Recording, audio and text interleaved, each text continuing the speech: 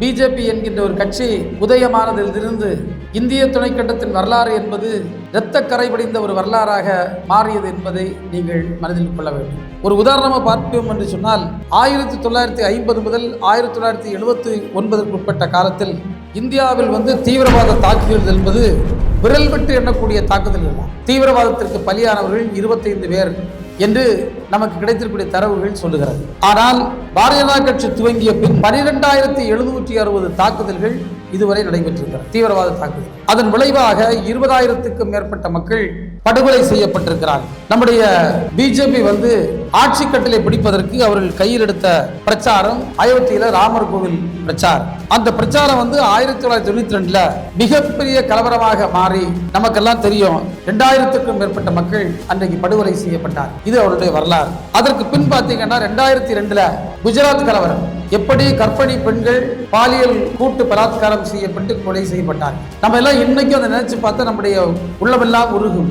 அப்படிப்பட்ட வேதனையான நிகழ்வுகள் நடத்தப்பட்டது. அன்றைக்கு இருந்த பிரதமர் வாஜ்பாய் அவர்கள் சொன்னார்கள், it is a national shame, இது தேசத்தின் அவமானம் என்று சொன்னார். நாடாளுகின்ற பிரதமர், அதிலும் அங்கு கலவரத்தை வன்முறையை ஊட்டி வளர்த்த மோடியும் அமித்ஷாவும் சார்ந்திருக்கக்கூடிய பிஜேபியை சார்ந்த பிரதமர் அன்றைக்கு சொன்ன வார்த்தை, இது ஒரு தேச அவமானம், அதை நீங்கள் மறந்து விடாதீர்கள். 20,000க்கும் மேற்பட்ட சிறுபான்மை இஸ்லாமிய சமூகத்தை சார்ந்த பெண்களும் ஆண்களும் குழந்தைகளும் அன்றைக்கு படுகொலை செய்யப்பட்டார். அதற்கு பின்னால் 2019 குடியுரிமை திருத்த சட்டத்தை கொண்டு வந்தார்.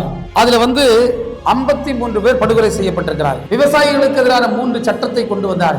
டெல்லியில எப்படி குளிர் அடிக்கும், எப்படி வெயில் அடிக்கும்னு சொன்னா உங்களுக்கு புரியாது, போய் பார்த்தாதான் தெரியும். சுமார் ஓராண்டு காலம் அந்த கடும் குளிரிலும் வெயிலிலும் இந்த தேசத்தினுடைய விவசாய பெருங்குடி மக்கள், விவசாயி சேற்றில் கால் வைத்தால் தான் நாம் சோற்றில் கை வைக்க முடியும் என்று பெருமையோடு பேசுவோம். அவர்கள் டெல்லி வீதியிலே செத்துமடைந்த வரலாற்றை நாம் பார்த்தோம். 2016 பண மதிப்பிழப்பு என்று ஒன்றை கொண்டு வந்தார். முதல்ல சொன்னார், பல முதலாளிகள் வெளிநாடுகளில் பதுக்கி வைத்திருக்கக்கூடிய கருப்பு பணத்தை கொண்டு இந்த தேசத்து மக்களுக்கு தருவோம் என்று சொன்னவர், அதற்கு நேர் எதிர்மறையாக பண மதிப்பிழப்பு ரூபாய் நோட்டை ஒழிச்சு ஏழை எளிய மக்கள்லாம் வங்கிகளுக்கு முன்னால் காத்து கிடந்து எத்தனையோ பேர் உயிர் நீத்த வரலாறு, எவ்வளவு பொருளாதார இழப்புகளை சந்தித்த ஒரு மிகப்பெரிய கொடுமை.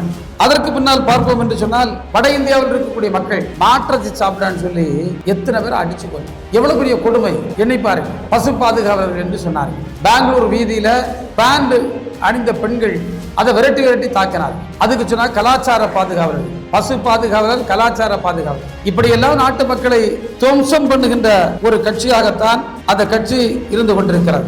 அதே போன்று எதிர்கட்சிகள் மீது ஏவி விடுவதற்கு சிபிஐ, இன்கம் டாக்ஸ் டிபார்ட்மெண்ட், இடி, இப்படி ஒன்றிய அரசின் கைவசம் இருக்கக்கூடிய அரசு துறை அவற்றையெல்லாம் ஏவி விட்டு மக்களை கொடுமைப்படுத்துகின்ற சம்பவங்கள், இப்படி பிஜேபி கட்டவிழ்த்து விட்டிருக்கக்கூடிய அநீதிகள், அக்கிரமங்கள் என்று நாம் பட்டியலிட்டு பார்ப்போம் என்று சொன்னால் எத்தனையோ பற்றி நம்ம சொல்ல முடியும். அவங்க நீங்க சாதாரணமாக நினைக்கிறாங்க.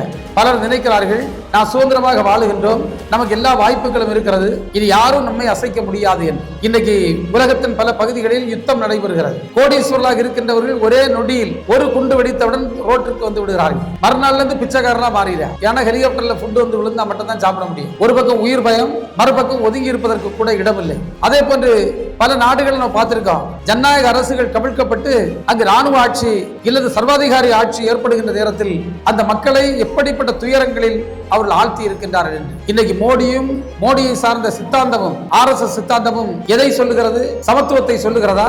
இல்லை. திராவிட முன்னேற்ற கழகத்தை ஏன் அவர்களுக்கு பிடிக்கவில்லை? காங்கிரஸ் கட்சியின் ராகுல் காந்தியை ஏன் மருந்து கட்டி அடிக்கிறார்கள்? ஏனென்றால் நாம் சோசியலிஸ்ட் என்ற வார்த்தையை செக்குலார் என்ற வார்த்தையை பயன்படுத்துகிறோம். சோசியலிஸ்ட் என்கின்ற வார்த்தை சமத்துவம் என்பதை சொல்லுகின்ற வார்த்தை. நீயும் நானும் சமம் என்று சொல்லுவதை எதிர்க்கக்கூடிய சித்தாந்தத்தை கொண்டவர்கள் தான் பிஜேபியை சார்ந்தவர்கள். எல்லா மதமும் ஒன்று, அது நம்பிக்கை அடிப்படையிலானது, அதுவும் அரசியலும் கடந்துவிடக் கூடாது, ஒரு அரசு என்பது மதத்திற்கு அப்பாற்பட்டதாக இருக்க வேண்டும் என்று சொல்வது மதசார்பற்ற தன்மை, ஆங்கிலத்திலே செக்குலரிசம் என்று சொல்வது.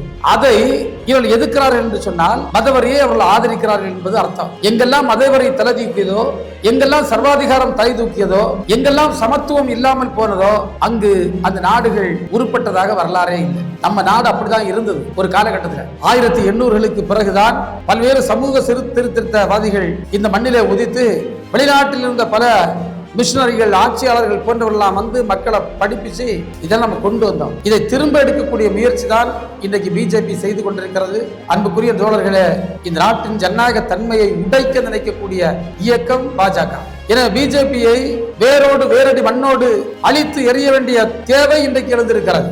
மண்ணை நாமே காப்போம்.